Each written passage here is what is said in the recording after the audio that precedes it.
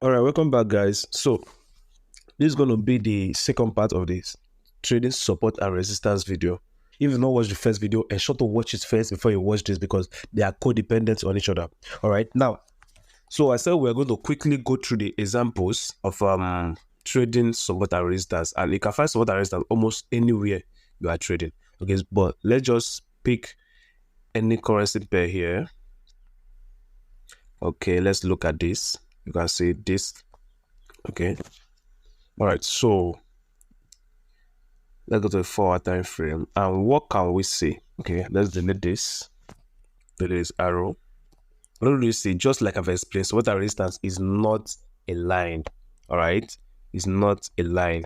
Okay, like we can't draw this support and resistance like this. It is a zone. Okay, so if you do that, notice how many times we would have been taken out.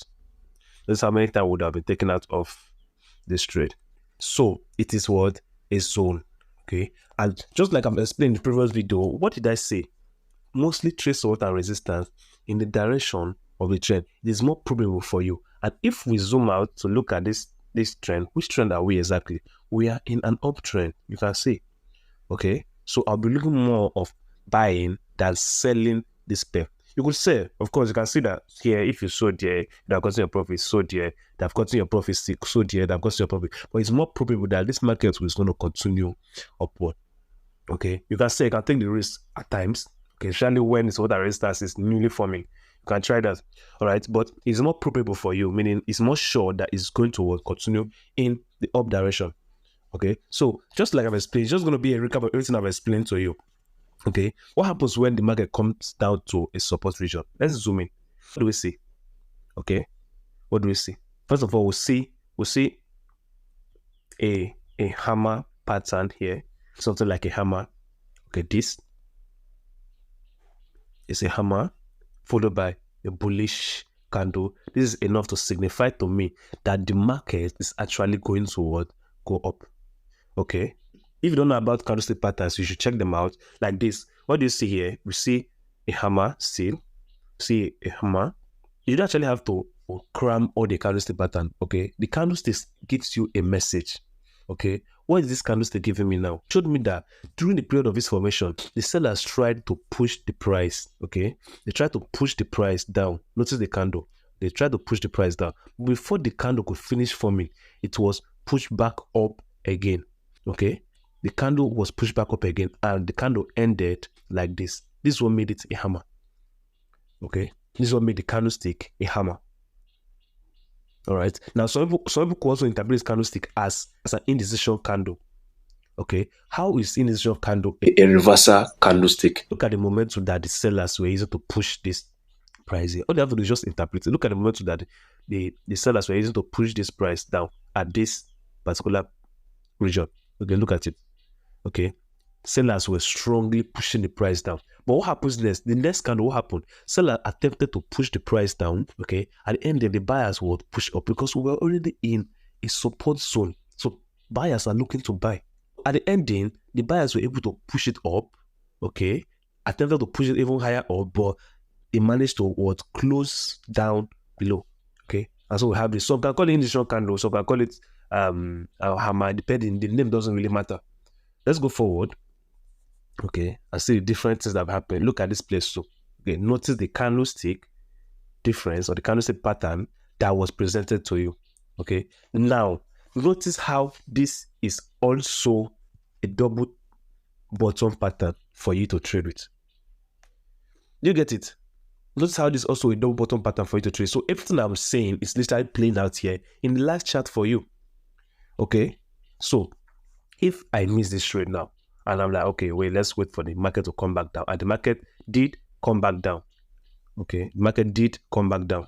Okay, this was the lowest low, went up, came back, and made this lowest low. And so they're giving me bullish signals. Okay, this is a sign. Okay, with the confluences, now I'm seeing a candlestick, I'm seeing candlestick patterns here, bullish candlestick patterns, showing me that, okay, the market is actually about to change direction. Okay, I can see this. This first bullish candlestick pattern is not actually enough for me to take the trade. Okay. The second one is not also enough, but I'm seeing this hammer still. Okay.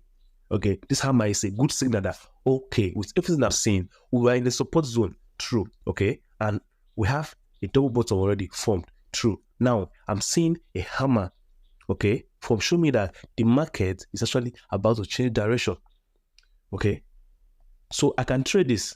I can buy after the formation of this candle. Okay, put my stop loss below the candle, or if I want to make my stop loss wider, give it room to breathe, I might take it down below the zone. Okay, I might take it down below the zone here. Okay, then buy the market. Okay, this would be like 1 to 2 risk to reward. You see, your risk to reward here would be reduced. Okay, but if you don't want that, you would just take it below the candle itself. Okay, where's the candle? You can put it below the candle, just here, and then you see that your risk to reward will be better. Okay, your risk to reward will be better. All right, so this is it. Okay, so if we go forward, you see the same things happening over and over and over again until there was a breakout. Okay, and what happened after the breakout? Just like I've said, there was what? A liquidity grab, which is to take out all the liquidity that was residing in this region, all the stop losses that was residing in this region. So this is something you should expect when trading with support and resistance too. It mustn't go your way every time. You must not respect it every time. Okay, it could take you out, then continue upward. Like you can see here, it would continued upward. I noticed that it did not attempt to start going down here. No, instead it continued upward. So if you attempt to start going down, then this would have been a support turned resistance. Okay, so move forward. I see that the same thing is happening. The markets went up. Okay, now it's coming down. Okay, with the hopes of what? Probably playing around here, then continue going up. So it's that simple. Okay, everything I've spoken about, everything I told you in the last video is what's playing out. All right, so let's check out any other pair. Okay, let's just check out any other pair. It's EURJPY. EURJPY, EURJPP, EURCHF. Okay, let's look at what EURCHF is doing. Take a look at this. Okay, take a look at this. All right, so you see that all along the market was doing this. Okay, went down, just like I've explained, went up, and after that, what happened? There was a breakout. Okay, and what? A retest. Look at this. A retest to the zone. Although you didn't exactly touch the zone, but if you drew your zone well, you probably touch it. Okay, retest to the zone. An attempt to go up. Okay, which was later broken down. Okay, it could happen also. And what happens now? The market also broke down again. So it's grabbing liquidity both on the upside and the downside. All right. So as you can see here, what do you actually expect of this market? And why did this market break down? Okay, why exactly did this market break down? Ask yourself. All right, you see that, notice that we're already in a downtrend. Okay, so the market was already in a downtrend. So it was more likely that the market would continue downward, just like I've explained. All right, so you see that the market did this, played around, made a first breakout, and is now what? Breaking down back. Because it's more probable that the market is going to continue in the direction it was operating on. So that is it. You can see it's live and clear, live and direct. All right, so that is EURCHF. I'm looking if we can see any other support and resistance draw. Yeah, look at this. Look, this EURJPP now. Okay, as you can see, what is happening here? Let's go to the 4-hour time frame. Okay, what is happening here? The same thing I've been explaining. Okay, the same thing I've been explaining. Okay, the market came. Okay, if you want to watch from this region. Okay, market comes. Okay, gives you a double top pattern. You can see it, a double top pattern. Okay, then continues downward. Okay, didn't exactly enter this zone, so you probably missed this trade. Went back up. If you were selling, you would have sold there. Then keeps doing the same thing. Range there, give you a double top pattern here. Okay, because we are still within our zone, and eventually this market is going to what? Continue down. After playing around, it's going to eventually continue down. Okay, first of all, let's check the trend that we are on. Which trend are we on? I can see that we are in a downtrend. Okay, I can see that we are in a downtrend. Yes, we're in a downtrend before these ranges. So the market is more likely to break down. Okay, so these are all the things you put into consideration when trading support and resistance strategy.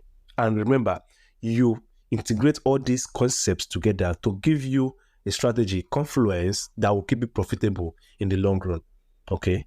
So personally, I'm not a support and resistance trader. I don't trade much of support and resistance, but I use it in my trade at times. Okay, at times to make my executions. All right. So I have my different trading strategy, which I could actually execute here within this region. But with the concept of knowing the direction of the market. So if I know where the market is heading to, let's know that, okay, market is more likely to go down here because we're in a support zone according to support and resistance trading strategy, then I should be looking toward take sell regardless of the strategy I'm using. Okay. So you are more probable to succeed when most of the strategy or most of the concepts is giving you a particular direction. So if my concept tell me sell now, I'm probably going to sell because I have more confidence that one, we're in a downtrend and now we're in a support, we're in a resistance zone. And it's just in support and resistance schematic. Okay. So I'll be looking toward take more of sales than buy in this setup.